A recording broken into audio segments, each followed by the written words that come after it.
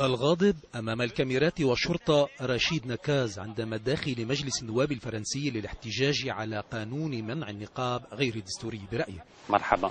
نكاز ليس إسلاميا لكنه يعارض النقاب في الإدارات العامة ويؤيد حرية ارتدائه في الشارع ويبيع منزله ليسدد عن كل منقبة غرامة 150 يورو.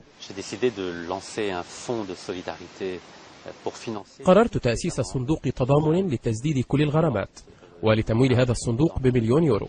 سأبيع منزلا أملكه مع زوجتي. هناك 500 امرأة ترتدي النقاب ويحتاج دفع كل هذه الغرامات إلى 1,000,000 يورو سنويا. المرشحات إلى إرسال الغرامات إلى رشيد نكاز ليسددها كثيرات ولن يتراجعن بسهولة. منذ التصويت على القانون تنتابني الكوابيس كل ليلة. أرى نفسي عارية في الشارع عندما أفكر أنهم سيجبرونني على خلع ملابسي. لن أخلع نقابي. سأقاوم بما توفر لي من وسائل قانونية.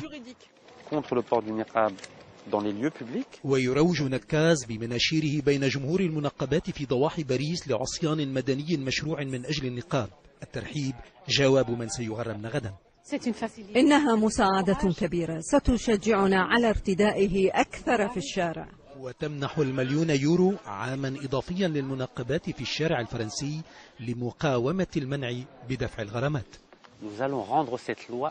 سيصبح القانون غير قابل للتطبيق وغير فعال. لماذا؟ لأنه وبفضل صندوق التضامن ستواصل النساء ارتداء النقاب في الشارع. فضلا عن عرض منزله للبيع، رشيد نكاز يقول بأنه تلقى 37,000 يورو بعد يوم واحد على تأسيس صندوقه، لكن دفع غرامات المنقبات لن يبدأ قبل ربيع العام المقبل عندما يدخل القانون حيز التنفيذ وتنطلق مطاردة النقاب في الشارع. محمد بلوط، BBC، باريس.